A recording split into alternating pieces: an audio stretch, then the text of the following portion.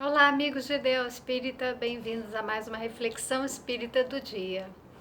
No nosso último encontro, nós falamos sobre o interesse pessoal e o quanto que ele pode atrapalhar bastante, nos enceguecendo pelo orgulho e pelo egoísmo que ainda há em nós. Nessa jornada, eu fiz um pedido para que cada um reflita em cima dos temas abordados, para trazer para a sua própria experiência. Isso porque já é de senso comum entre nós espíritas que nós estamos num momento de crise, de uma pandemia, e é uma crise necessária para o autoconhecimento e a transformação moral do ser. A consequência disso é a regeneração da humanidade e do planeta. É preciso, então, pensar nesses temas para que a gente possa aproveitar esse momento, que é, então, de crise, para fazer essa transformação. Então, vamos que Leon Denis, ele vai nos dizer, naquela época, algo muito atual. No livro O Problema do Ser, do Destino e da Dor, ele diz que um tempo se acaba, novos tempos se anunciam. A hora em que estamos é de crise, de parto doloroso. As formas esgotadas do passado empalidecem e se desfazem para dar lugar a outras, de início vagas e confusas, mas que se definem cada vez mais. Nelas se esboça o pensamento crescente da humanidade. Ele já falava aquilo. Então, hoje nós estamos num momento de crise em que sabemos que daqui para frente não será a mesma coisa. Mas o que será? Ainda é muito vago, ainda é muito confuso, mas é preciso reformular o que foi o estado anterior para que se crie algo novo e melhor. Então, a crise é uma palavra grega que significa separar, avaliar, analisar. Não é por acaso que estamos num momento de crise em que as pessoas estão em isolamento social, resguardadas em seus lares, algumas cercadas por seus familiares, outras sozinhas, mas que todos nós estamos para uma necessidade de uma pausa, para uma reflexão, para uma análise, para fazer o quê? A separação daquilo que é necessário abdicar, ou seja, renunciar na nossa jornada evolutiva, e aquilo que nós precisamos adquirir para levar conosco como conquista divina. É para saber avaliar, discernir o joio da ilusão do trigo dos valores morais. Não é tarefa fácil, mas nós vamos conseguir. As crises são, então, oportunidades para que nós nos questionemos. Questionar como que nós chegamos a esse momento, as escolhas que nós fizemos, se deixamos outras pessoas fazerem escolhas por nós. E trilhando esse caminho, será que estamos arrependidos desse curso? É preciso repensar e separar para poder retomar a caminhada rumo a Deus, a nossa perfeição, a nossa jornada de evolução. A crise é assim um fechamento de um ciclo. Nós estamos nessa fase de fechamento de um ciclo de provas e expiações, para ingressarmos num ciclo de regeneração. Então, a crise é oportunidade de exame, para passar nas provas, para poder aferir os nossos valores conquistados ou aqueles que achamos que conquistamos.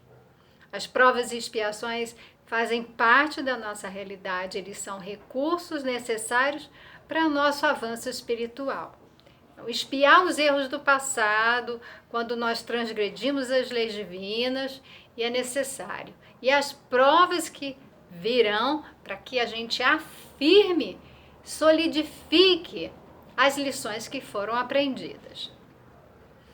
O Evangelho segundo o Espiritismo, no capítulo 5, a definição das provas, que tem por finalidade exercitar a inteligência, tanto quanto a paciência e a resignação.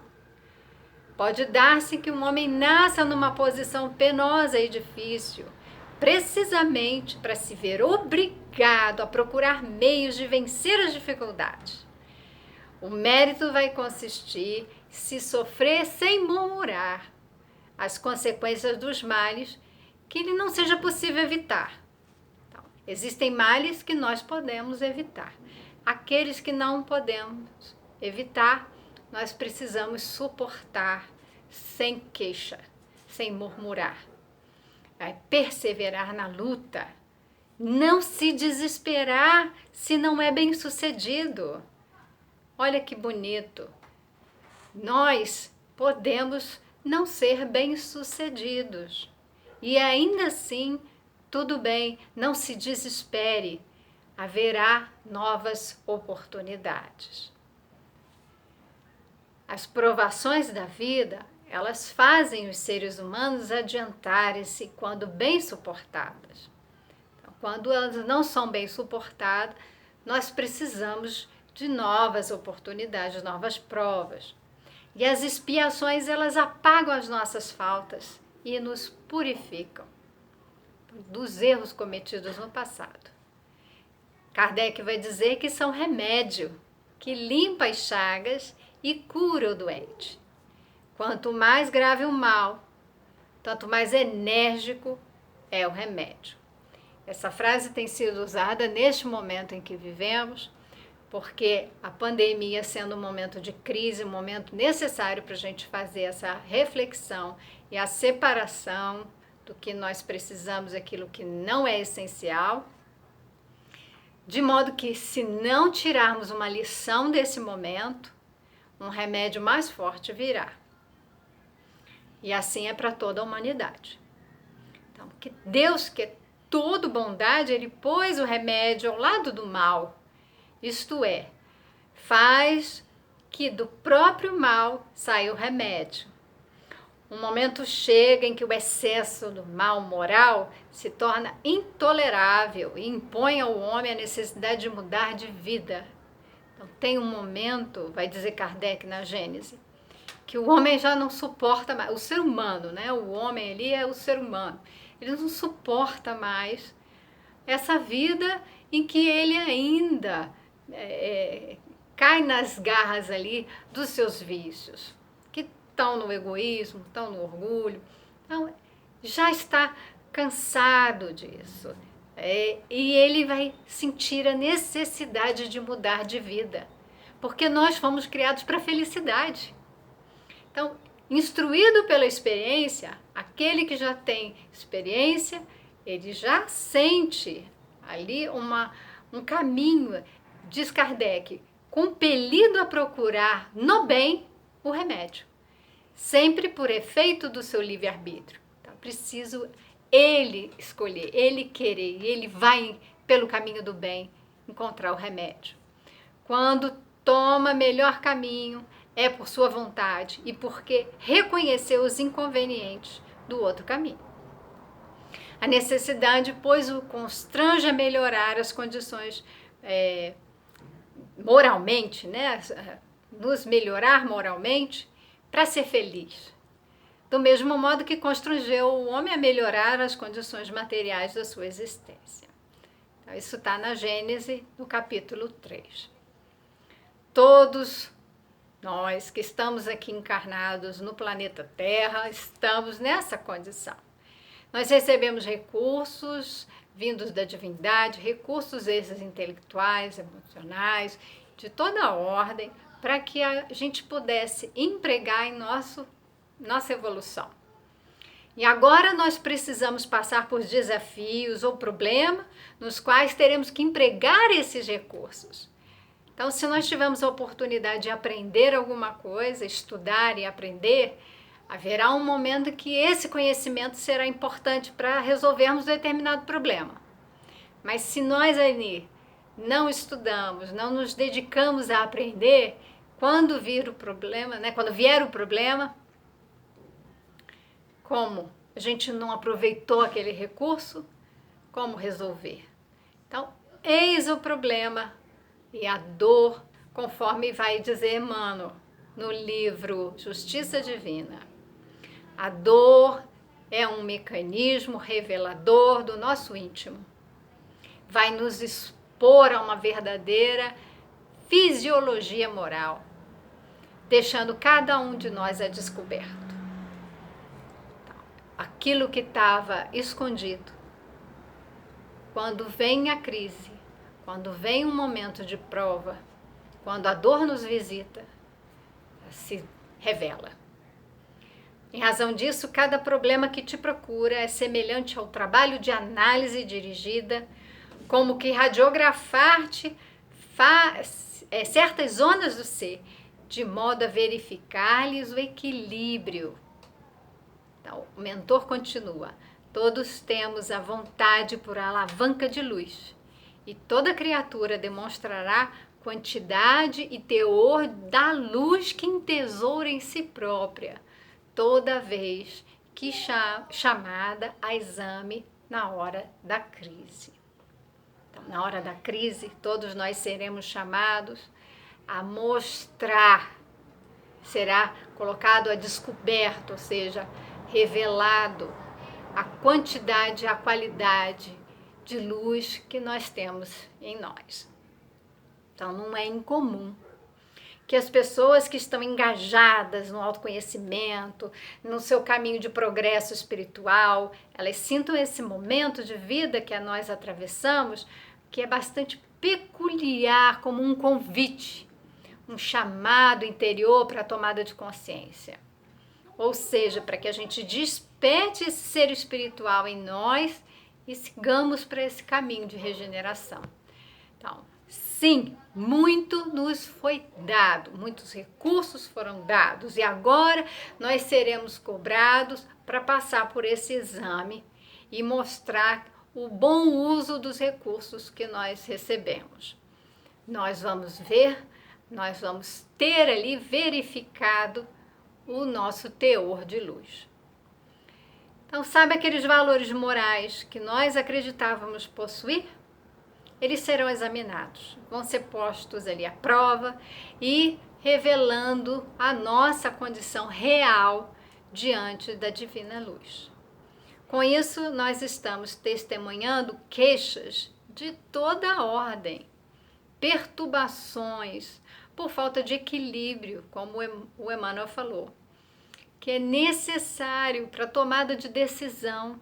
Então, muitas vezes, as decisões são tomadas de forma precipitada, imprudentes, muitos discursos calorosos de ódio e preconceito, dúvidas, né, a falta de fé, as angústias, muitos casos de ansiedade, de medos. Nunca se viu tanto casamento sendo desfeito nesse momento de pandemia, quando as famílias estão reunidas. Tanta dificuldade para lidar com os filhos, pessoas se dizendo sem propósito de vida, o medo maior voltado para os aspectos materiais e não espirituais. Então, ali fica evidente que a crise que nós passamos não é uma crise de uma pandemia, de um vírus, é uma crise de esperança, de fé no coração das pessoas. Então, o momento é agora. Não acreditem que se trata de um mal. Não é. Pelo contrário, sendo Deus o nosso Pai de amor e bondade e misericórdia, essas situações de crise, elas são reveladoras para que nós possamos enxergar o que está na nossa sombra. E assim podemos fazer a limpeza das mágoas que ainda carregamos, dos ressentimentos, das frustrações e operar a nossa iluminação, a iluminação dessa sombra. Para Jung, o que é a sombra? A sombra todo ser humano tem e representa ali onde o indivíduo se recusa a reconhecer ou admitir que possui traços inferiores do seu caráter, ou algumas tendências que ele julga que não são adequadas para mostrar para a sociedade. Então ele se esconde na sombra. Também os instintos criativos. Lembra que nós falamos dos instintos? Eles estão em nós. Mas eles não se mostram. Agora, quando eles mostram, se eles estão na sombra, nós não percebemos. Então, eles não são um mal em si, mas uma fonte de possibilidades e de qualidades que, por algum motivo, nós deixamos ali na sombra, escondidos ou abandonados. A Joana de Ângeles vai falar no livro O Homem Integral que a sombra é o lado escuro da personalidade ou que nós deixamos ficar obscurecido. Isso é muito importante. Nós fizemos, não é que alguém deixou ali, criou uma sombra em nós e colocou. Não é atribuir ao outro. Nós temos essa sombra que nós colocamos. Deixamos nossos caracteres ali, que não queremos olhar, lidar com eles, obscurecido. E achamos que não temos. Mas temos, estão ali. De modo que esses conteúdos, eles frequentemente impulsionam as nossas ações, que estão destituídas da razão e às vezes até da compaixão. Por isso que ao influenciar as nossas melhores intenções, podem ser de maneira produtiva ou perturbadora.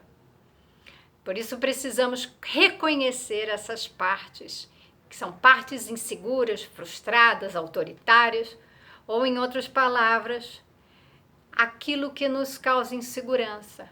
Precisamos reconhecer o que nos deixa frustrado, a nossa necessidade de controle para que possamos fazer, então, escolhas mais autênticas, escolhas que dizem respeito à nossa própria essência.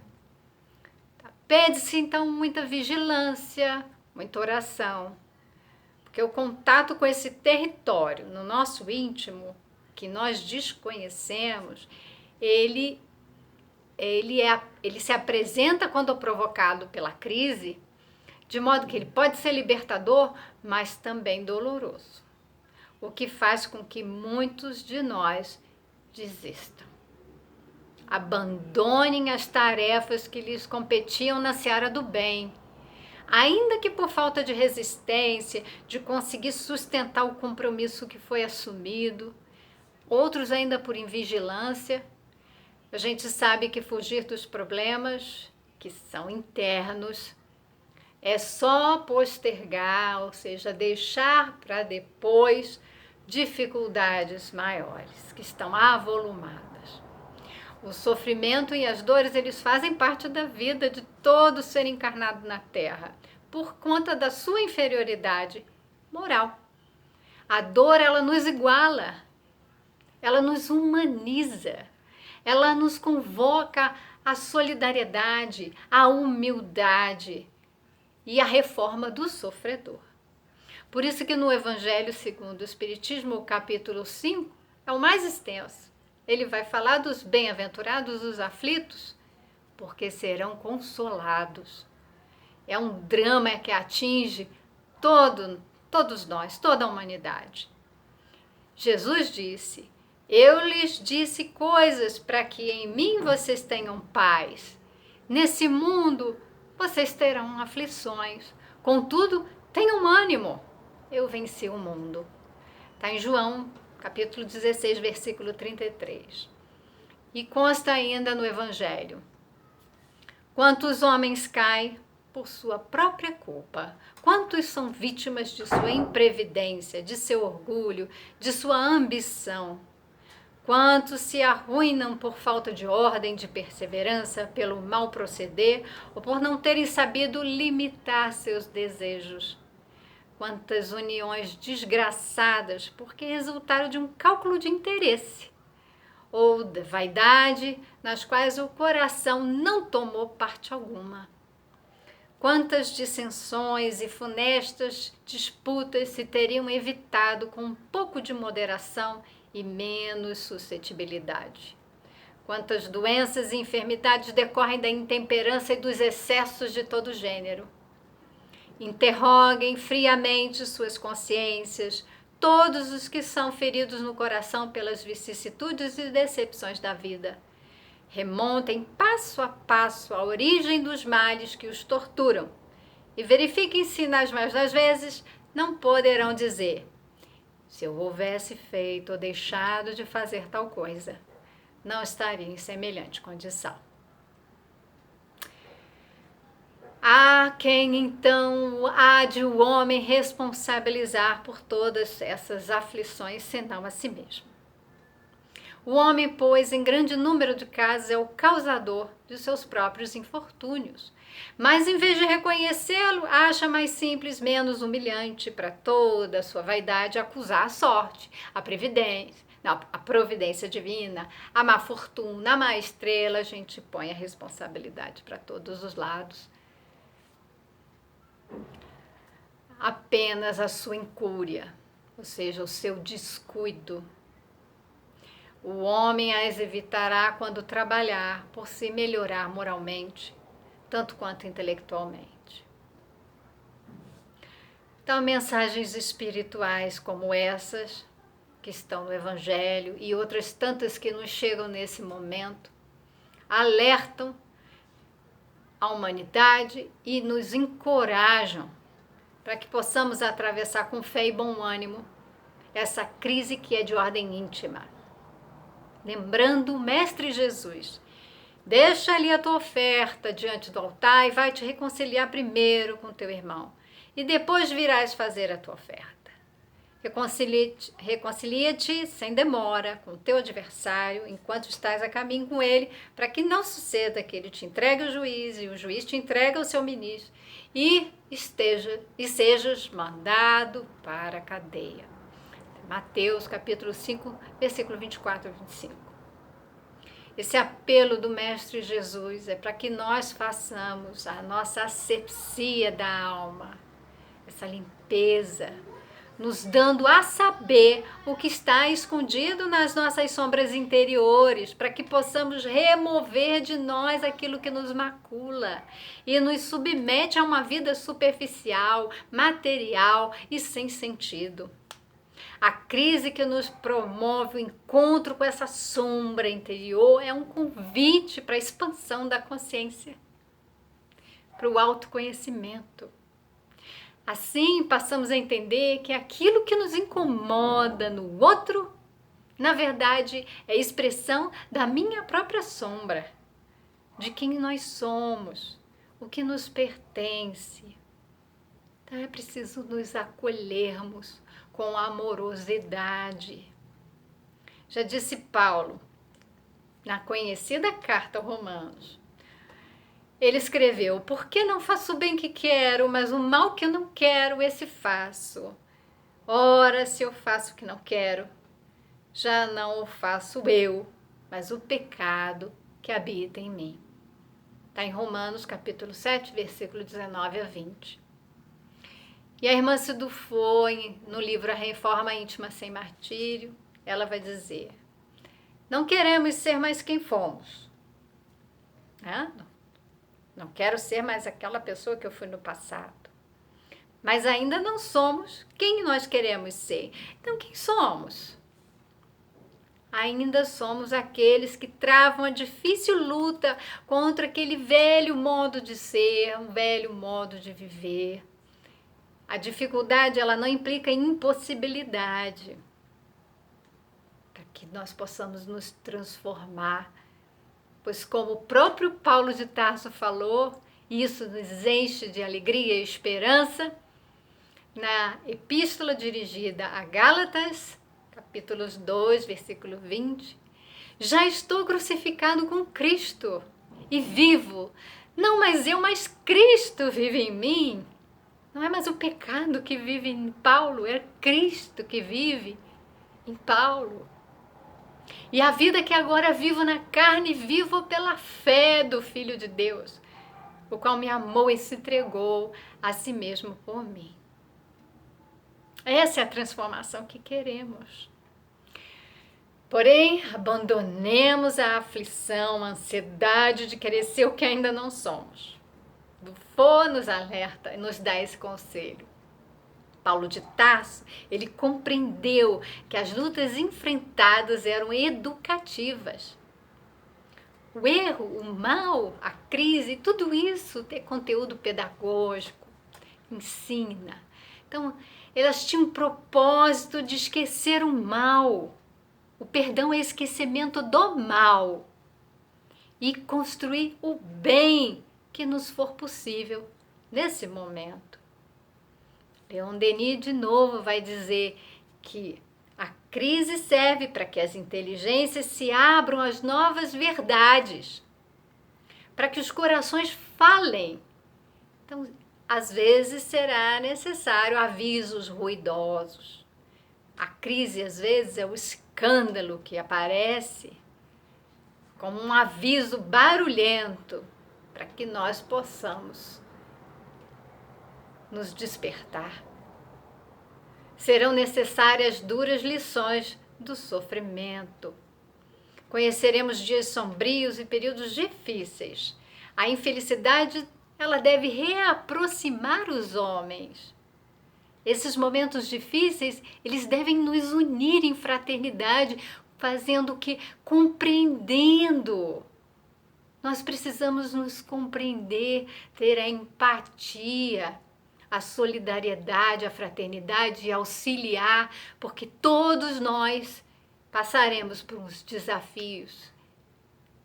Amparemos uns aos outros. Só se sentirão verdadeiramente irmãos pela dor. Quem sentiu dor sabe, reconhece a dor do outro. A dor segue todos os nossos passos. Ela nos espreita em todas as voltas do caminho. E diante dessa esfinge, que fita com seu olhar estranho, o homem se faz a eterna pergunta: por que a dor? É, no que lhe diz respeito, uma punição, uma expiação, como dizem alguns? É a reparação do passado, o resgate das faltas cometidas? Pergunta Leon Denis. A esfinge, lembrando a história, que é uma peça teatral, uma tragédia grega de Édipo Rei, escrita por Sófocles, havia o enigma da esfinge. A esfinge era um ser metade leão, metade mulher, né? A cabeça e peito de mulher e o restante do corpo, leão. E ele fazia, a esfinge fazia uma pergunta que, se você não respondesse de forma correta, ela devoraria. E esfinge vem de esfingo, que significa estrangular. E Édipo responde. Então, essa é a grande pergunta para nós. Por que a dor? A gente se faz essa pergunta o tempo todo. No fundo, diz ele, a dor é apenas uma lei de equilíbrio e de educação. Sem dúvida, as faltas do passado recaem sobre nós com todo peso e determinam as condições do nosso destino. É a repercussão das violações cometidas à ordem eterna.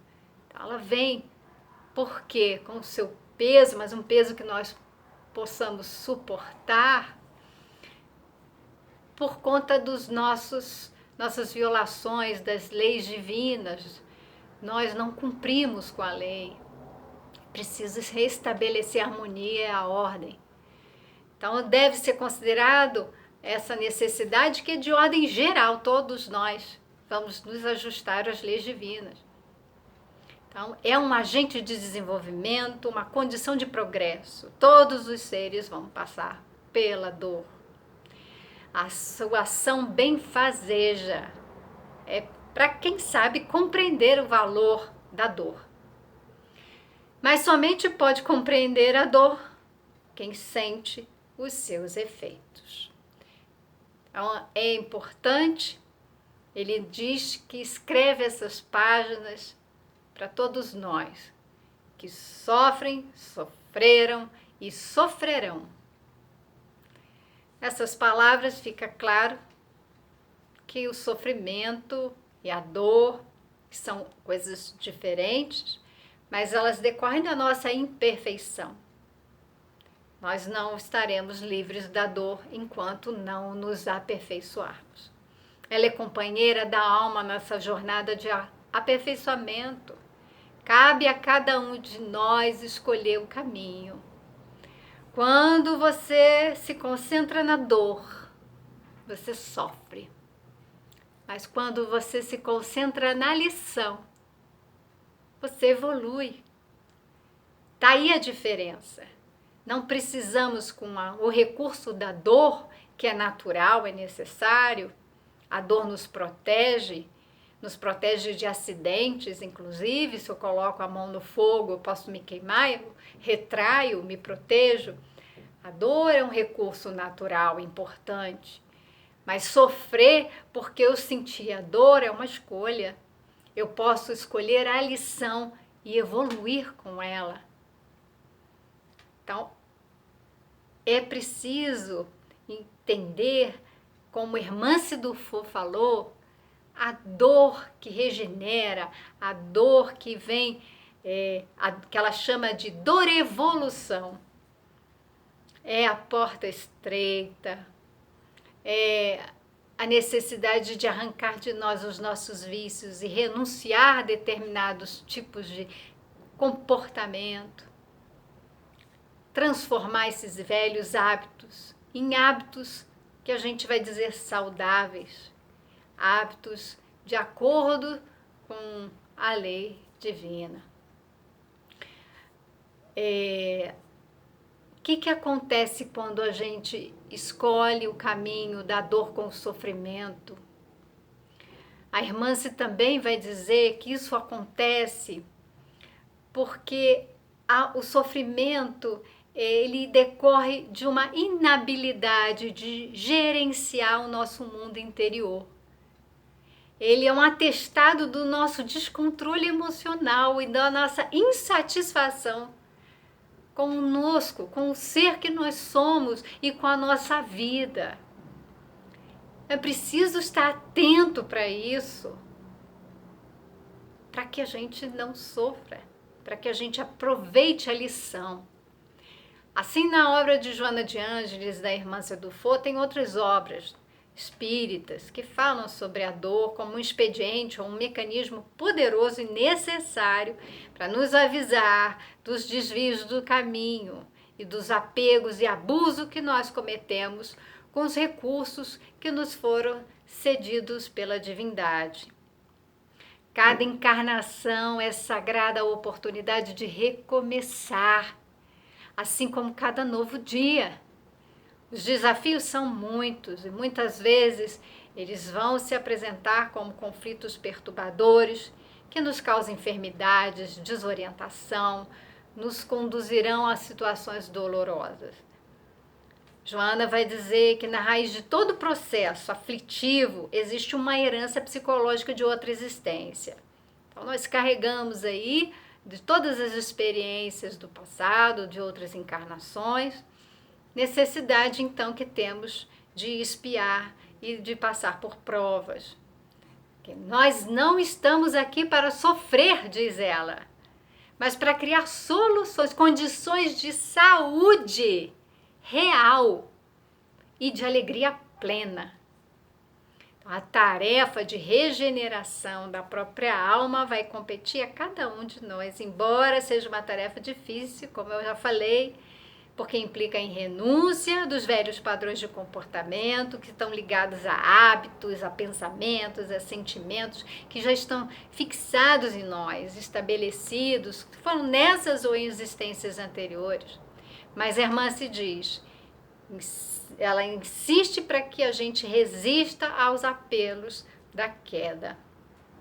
Joana, no livro Vida, Desafios e Soluções, vai dizer que nós precisamos ver as crises, os conflitos, a dor como possibilidade de aprimoramento e passar a nos amar com o nosso lado de luz e o nosso lado de sombra. Porque o homem de bem, e nós já falamos sobre o homem de bem, ele não é um ser humano perfeito, mas é aquele que se esforça para se tornar melhor, como ensina o Espiritismo. Lá no capítulo 17, Sede Perfeitos, da obra Evangelho segundo o Espiritismo, diz: reconhece-se o verdadeiro espírita pela sua transformação moral e pelos esforços que emprega para domar suas más inclinações. Enquanto um se contenta com seu horizonte limitado, o outro, que aprende alguma coisa de melhor, se esforça por desligar-se dele e sempre o consegue se tem firme a vontade. Nós já falamos sobre a vontade. E quanto que está empenhado em fazer esse esforço necessário para vencer os vícios para a nossa reforma interior. Por isso que é necessário que haja o compromisso firme conosco. Não é com os outros, é conosco e com Deus. Iluminar onde há sombra em cada um de nós é a tarefa de todo dia, de persistência, de resignação, de esforço pessoal, da vontade firme, de investimento de luta em nossa vida. Porque é iluminando a sombra que conseguiremos nos reconhecer como seres espirituais, reconhecer a nossa individualidade, e caminhar para uma maturidade psicológica, assumindo as responsabilidades pelos nossos pensamentos, sentimentos e ações, mas de forma lúcida, consciente. Devemos, por fim, proteger os ensinamentos do Cristo em nosso íntimo, praticando e ensinando aos outros, praticando, sendo exemplo, e também ensinando aos outros as leis de Deus para o bem-estar dos que vivem agora e para os que virão depois de nós. Sejamos vigilantes e puros na virtude, que em breve tempo as crises desaparecerão e nós ultrapassaremos esses ciclos de nascimento e de morte, esses ciclos das reencarnações, dando um fim ao sofrimento, porque nenhum espírito atinge a perfeição sem antes reparar os erros do seu caminho evolutivo, a começar por agora.